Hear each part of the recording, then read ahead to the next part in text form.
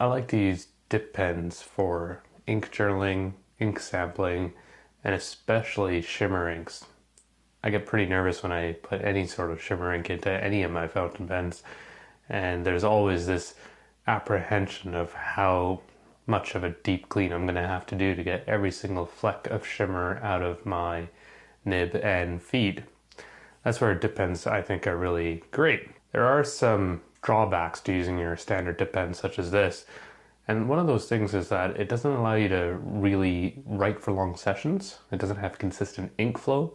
And one of the other things about these dip pens is it really can be a learning curve in terms of how you use it and how you want to write with it. And so when I was recently gifted the beautiful Sailor Hocoro Dip Pen, I was surprised that this would not only replace my dip pen, but a good chunk of my fountain pens, especially when it came to shimmer pens.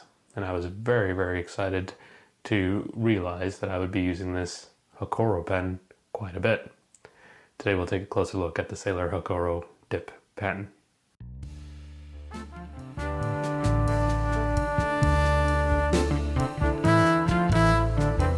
The Sailor Hocoro Dip Pen is a very simple dip pen.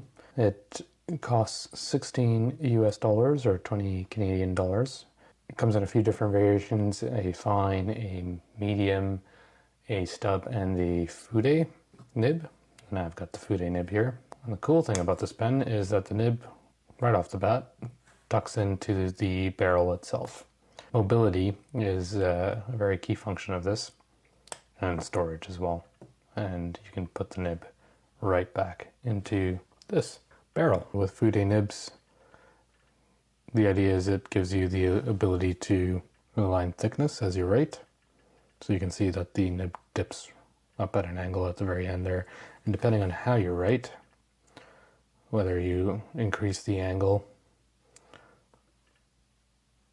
like this, you're going to get a finer line, and the more you lean it back, you're going to get a broader line. So it gives you a little bit of variability with respect to your writing. It's a steel nib, it's plastic, and on the back here, depending on the version of the dip pen you get, it'll come with this gray piece in here, and that gray piece is a reservoir.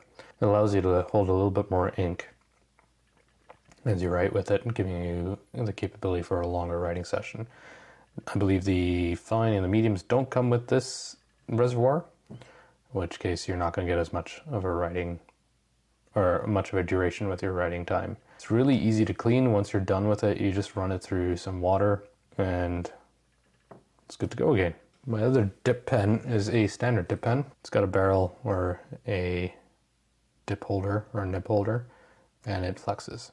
What I don't like about these dip pens is it doesn't give you very much writing time, and depending on how you've dipped it into the ink, it's unpredictable in the line variation with respect to a consistent flow. So sometimes you'll get blobs of ink that'll just drop right out of this, which I find the Sailor Hocoro seems to give a bit more of a consistent ink flow.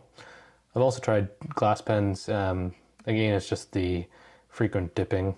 I get that I'm talking about dip pens and the whole point is to dip. With glass pens, again, I find that the variability in the flow, at least for me, perhaps not being very skilled with it, didn't seem to work for me. So I really enjoyed the Sailor Hocoro for two primary reasons: the ability to just use a lot more shimmer inks, and as I also mentioned in the intro, this pen has become a really big staple in my toolkit with respect to regular fountain pen usage. So it sits on my desk 99.9% of the time, but I will reach for it anytime I want to play around with shimmer inks. We'll do a little bit of a writing sample here. This is Serendipity from Diamine, from one of their ink vents from a couple of years ago. So I'm gonna work through this, give it a good shake, get all that shimmer in, and then just like its namesake implies, you just dip your pen in. Now the one slight negative feedback I have is, you can tell, now I've got ink all over my barrel,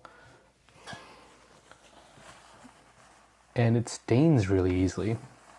So I'll just give it a wipe If you're not too careful with the type of ink you're using, this white will stain. And you can tell right in here, the yellow nib holder here, I've already stained, and that's me trying to scrub it as much as possible, so it stains really easy, this plastic. Not a big deal, but just an aesthetic consideration. So I'm gonna just do a little bit of a higher angle here, get a finer line, and then I'm gonna use a fatter angle here, or a lower angle, to get more ink to flow through. So as you can see, very consistent ink flow. And what I really like about the Fude Nib is just that playability of angle to get line variation. Now, if I was using my other dip pen, as I mentioned, I would have to, at this point, already be dipping into the ink. But because of that reservoir, I can write quite a bit.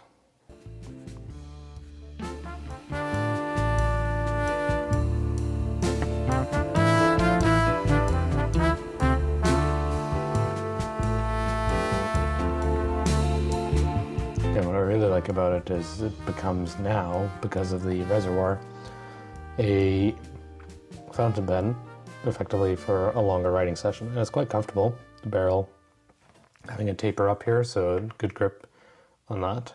Yes, it's pretty lightweight in your hands. It's not going to be a high-end fountain pen feeling, but as I'm talking here, my other dip pens would normally dry out, or the ink would have consistency issues in getting going again, and this just goes.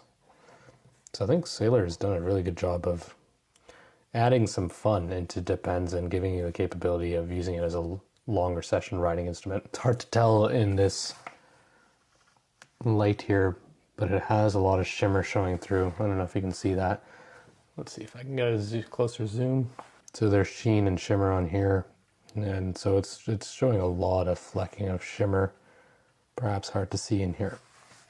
For 20 Canadian dollars or 16 US dollars, I think a fantastic option for dip pens as far as dip pens go, and just for general writing instrument use. Ink there. Give it a wipe after you're done and just run it underwater and you're good to go. In my longer form journaling sessions here, I've written an entire page with the dip pen filling it up once, or dipping it once. So I think it's really, really practical from that perspective, and it's given me the opportunity to play around with a lot more shimmer inks, which I have quite a few of just because of Inkfence and gifts. So I'm very excited to have a low risk fountain pen when it comes to shimmer ink usage. The Sailor Hocoro, as I mentioned at the start of the video, has really tempted me to keep it in my regular rotation of fountain pen usage, just because of its flexibility, its reservoir capacity, and that idea of being able to very cleanly transport it.